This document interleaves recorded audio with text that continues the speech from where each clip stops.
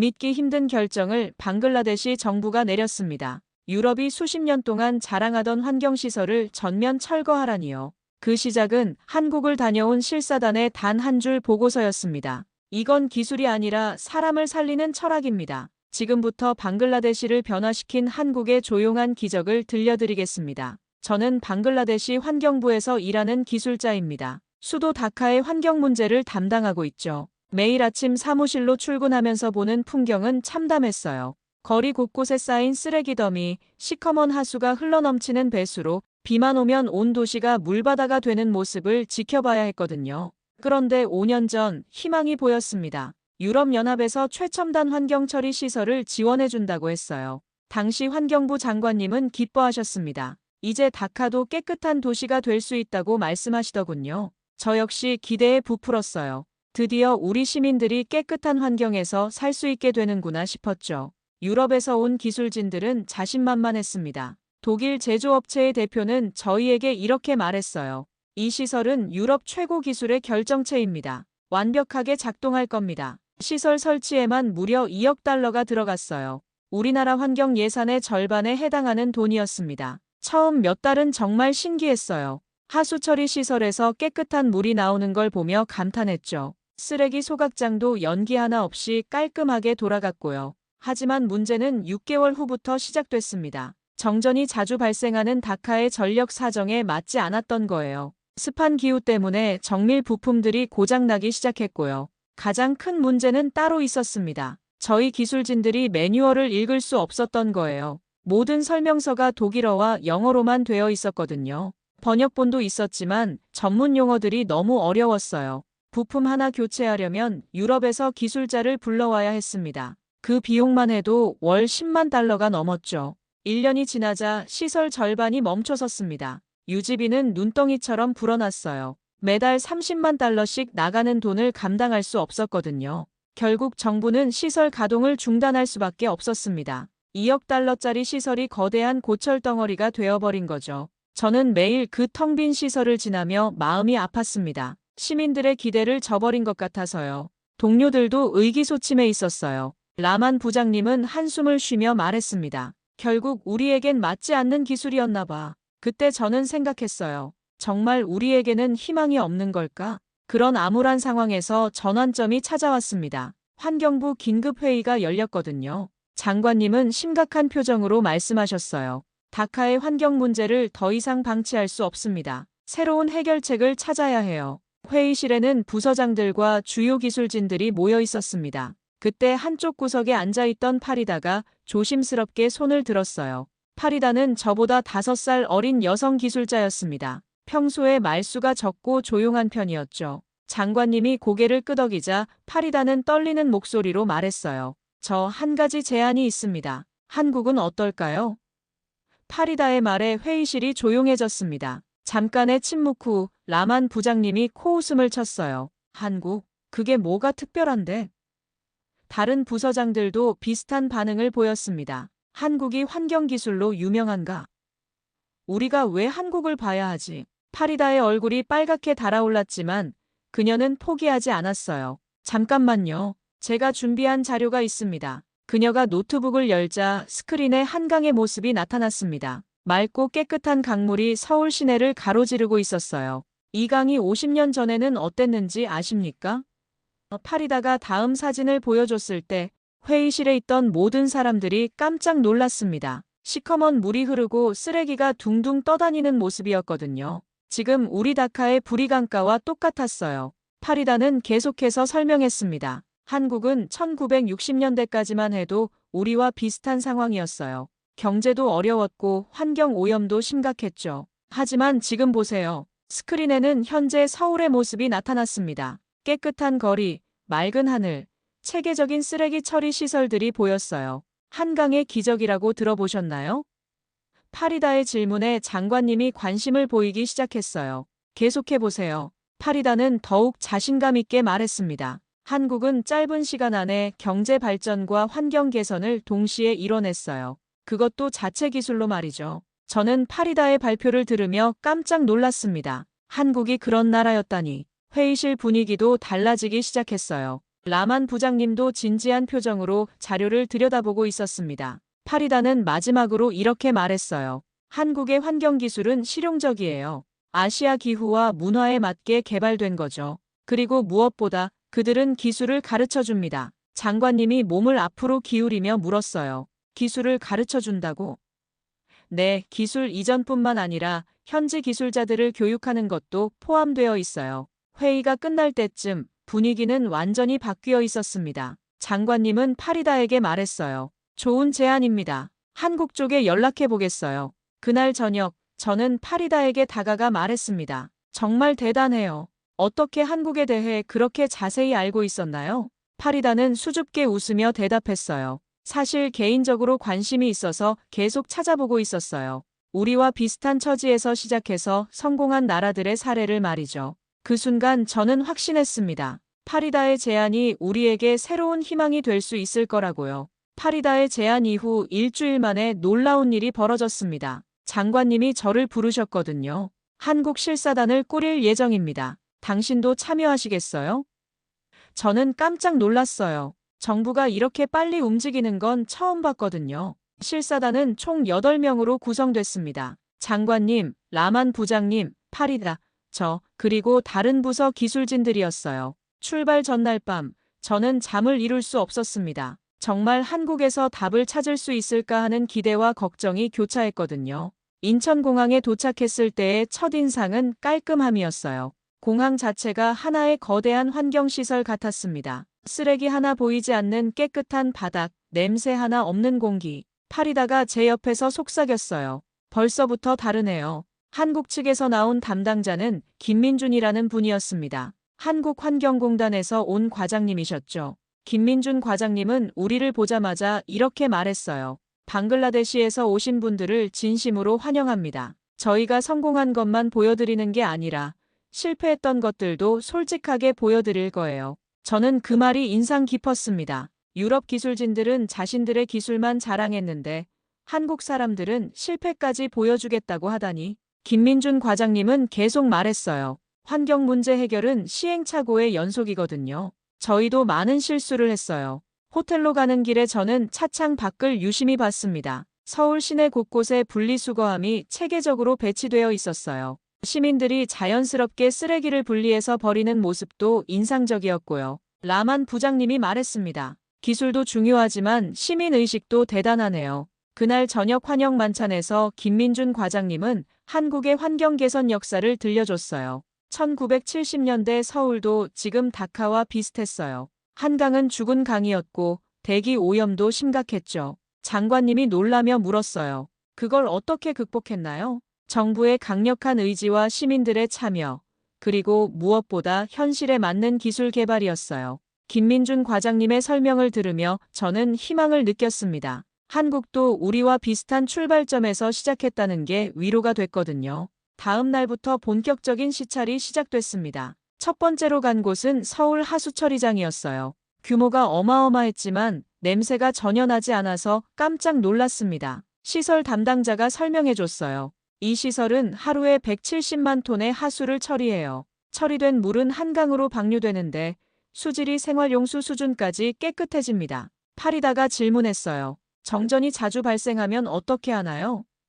비상발전기가 있고 무엇보다 정전에도 기본 처리는 계속될 수 있도록 설계되어 있어요. 저는 감탄했습니다. 현실적인 문제까지 고려한 설계였거든요. 쓰레기 소각장도 놀라웠어요. 소각 과정에서 나오는 열로 전기를 만들고 남은 재는 건설 자재로 재활용한다고 했습니다. 완전한 순환 시스템이었죠. 라만 부장님이 중얼거렸어요. 쓰레기가 자원이 되는구나. 하지만 가장 인상 깊었던 건 실패 사례들이었어요. 김민준 과장님은 1990년대 초기 실패한 프로젝트들을 솔직하게 보여줬습니다. 이 시설은 너무 복잡해서 실패했어요. 이건 유지비가 너무 비싸서 포기했고요. 실패를 숨기지 않는 모습이 오히려 더 신뢰감을 줬습니다. 실사 3일째, 우리는 경기도의 한 중소도시로 향했습니다. 수원시였어요. 김민준 과장님이 말했습니다. 오늘 보실 곳이 가장 중요할 거예요. 미래의 환경관리 시스템을 보여드릴 테니까요.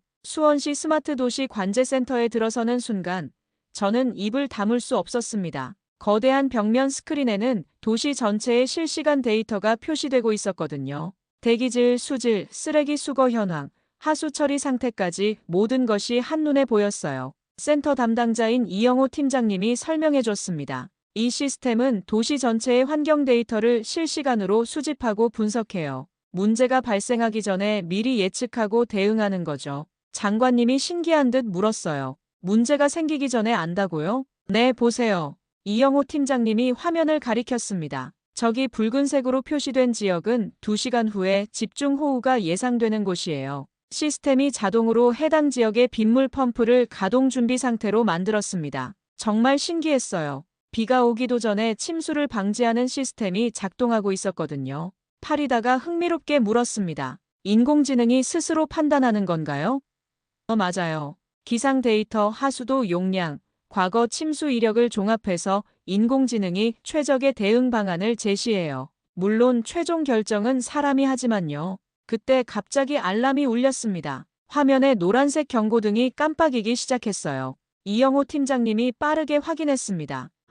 동쪽 지역 하수처리장에서 유입량이 급증하고 있네요. 아마 공장에서 한시적으로 많은 폐수를 방류한 것 같아요. 저는 긴장했습니다. 우리나라 같았으면 큰 문제가 될 상황이었거든요. 하지만 이영호 팀장님은 차분했어요. 시스템이 자동으로 다른 처리장으로 부하를 분산시켰어요. 동시에 해당 공장에 경고 메시지도 보냈고요. 실제로 화면에서는 실시간으로 상황이 해결되는 모습을 볼 수 있었습니다. 붉은색이었던 경고등이 점점 노란색으로 그리고 초록색으로 바뀌어 갔어요. 라만 부장님이 감탄하며 말했습니다. 이런 게 진짜 기술이구나. 이영호 팀장님은 계속 설명했어요. 이 시스템의 핵심은 예측과 예방이에요. 문제가 터진 후에 해결하는 게 아니라 아예 문제가 생기지 않도록 하는 거죠. 저는 그 말에 깊이 공감했습니다. 우리가 지금까지 해온 방식은 늘 사후 대응이었거든요.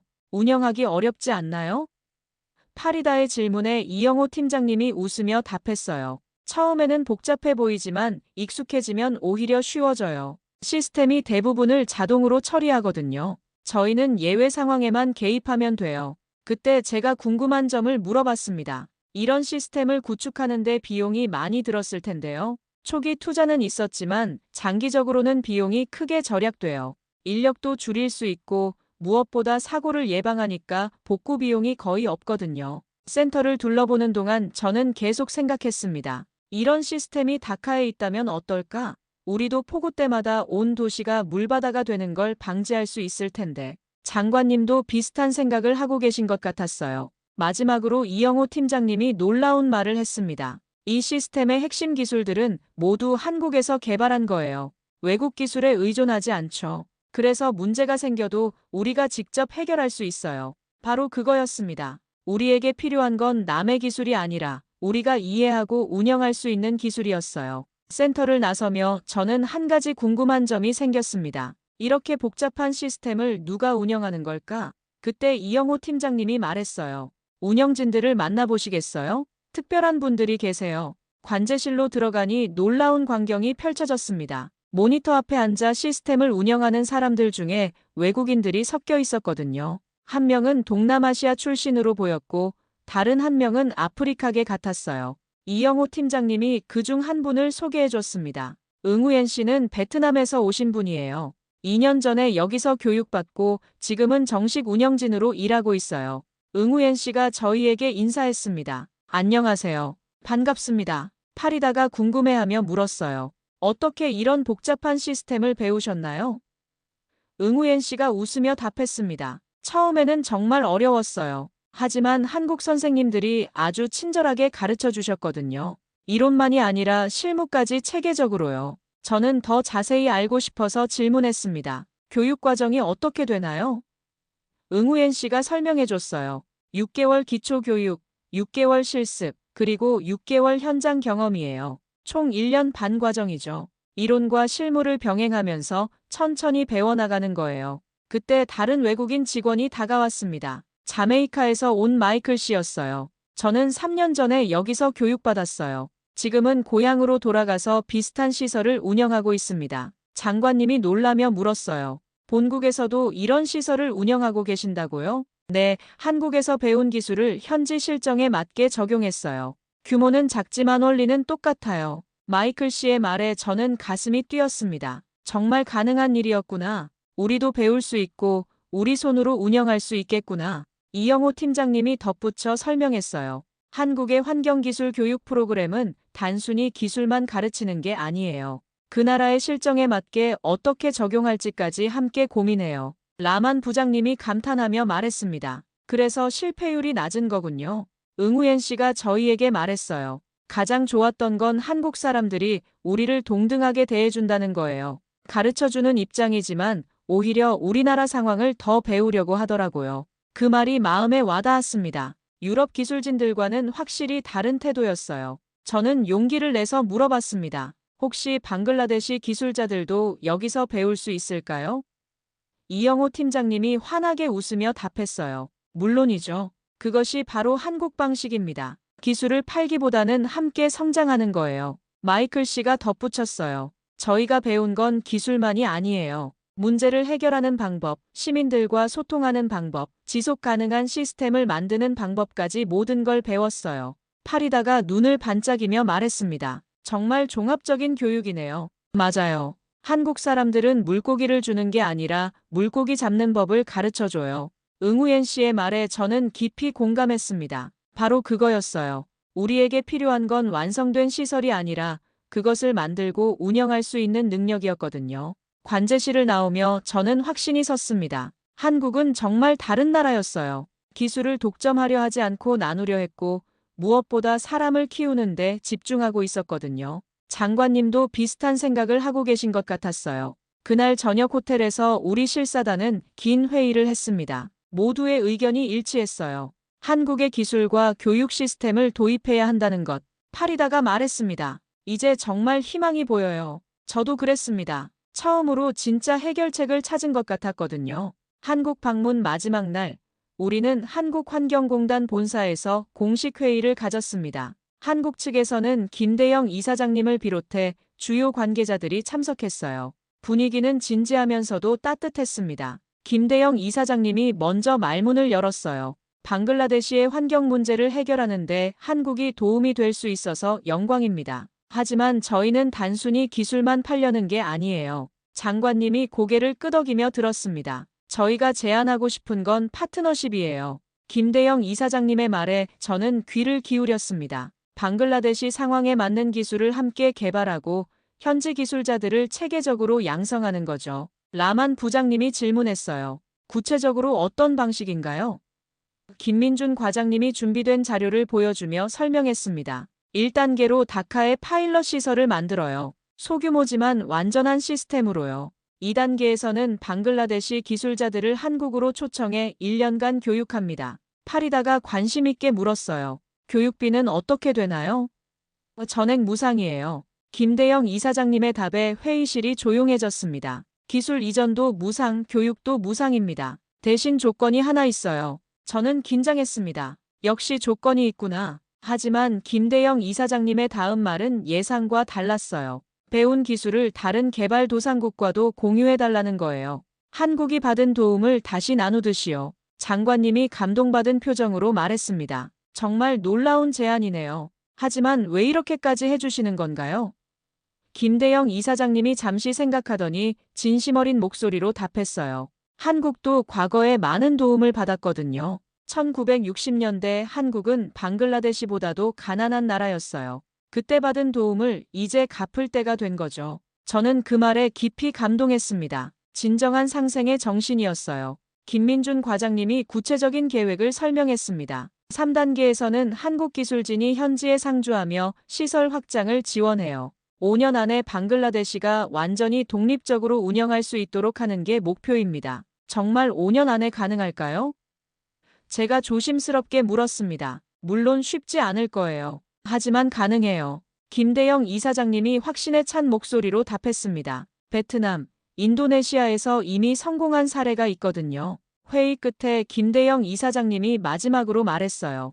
우리는 방글라데시의 성공을 진심으로 원해요. 왜냐하면 그것이 곧 아시아 전체의 발전이고 지구 환경의 개선이니까요. 그 순간 저는 확신했습니다. 이분들은 정말 진심이구나. 다카로 돌아온 후 일주일 만에 긴급 국무회의가 열렸습니다. 장관님은 한국에서의 경험을 상세히 보고했어요. 총리님도 깊은 관심을 보였습니다. 정말 무상으로 해준다는 건가요? 네, 맞습니다. 하지만 그보다 중요한 건 우리 기술자들이 진짜 배울 수 있다는 거예요. 장관님의 말에 총리님이 고개를 끄덕였습니다. 그동안 실패가 많았으니 신중해야 하지만 이번엔 다른 것 같군요. 3시간에 걸친 회의 끝에 결정이 났습니다. 한국과의 협력 사업을 진행하기로 한 거예요. 파리다가 기뻐하며 제게 말했어요. 드디어 해냈어요.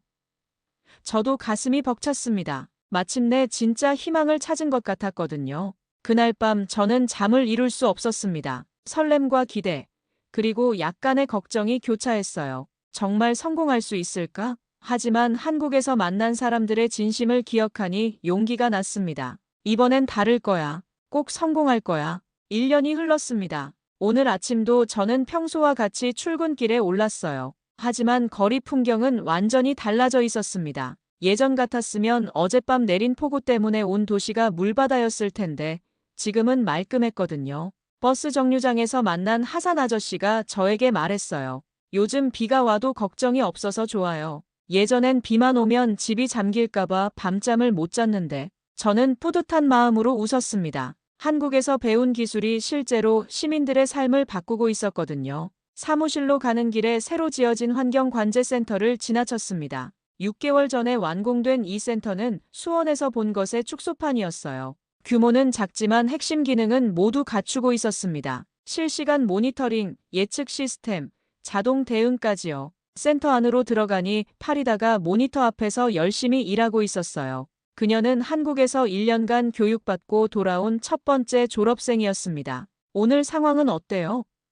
제가 물었습니다. 아주 좋아요. 어젯밤 호우 경보가 있었지만 시스템이 완벽하게 대응했어요. 파리다가 화면을 가리키며 설명했습니다. 새벽 2시에 자동으로 배수 펌프가 가동됐고 위험 지역 주민들에게 문자로 알림도 보냈고요. 정말 신기했습니다. 불과 1년 전만 해도 상상할 수 없었던 일이었거든요.